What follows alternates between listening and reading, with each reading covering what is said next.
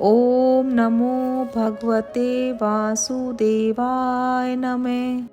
जब भी घर से बाहर निकलो, श्री ठाकुर जी की वंदना करके ही निकलो। ईश्वर प्रेम चाहते हैं और प्रेम भी देते हैं।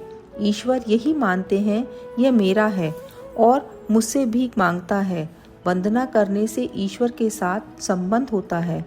इस जीव का स्वभाव ऐसा है कि वह वंदना नहीं करता। घर में प्रवेश करते ही घर में पत्नी ना हो तो अपने बालक से पूछता है कि तेरी माता कहाँ गई है, परंतु इसकी क्या आवश्यकता है, वह बाहर गई। तू बैठकर राम राम कर बाहर से घर में आओ तो उस समय भी ईश्वर की वंदना करो। मार्ग में चलते हुए भी वंदना करो। परमात्मा श्री कृष्ण की आरंभ में वंदना करें। यह जीव तो प्रेम से प्रणाम करे परमात्मा को, तो उस पर श्री परमात्मा प्रसन्न होते हैं।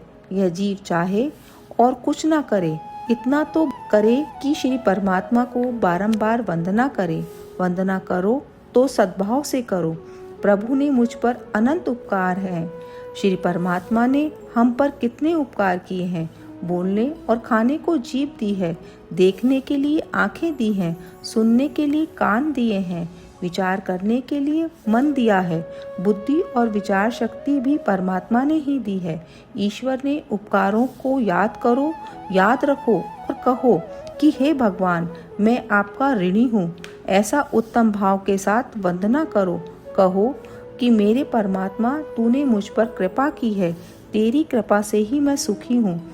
मेरे पाप तो अनंत हैं, परंतु हे नाथ, आपकी कृपाएं भी अनंत हैं। श्री परमात्मा की वंदना उत्तम भाव पूर्वक करें तो वह अवश्य सफल होती हैं।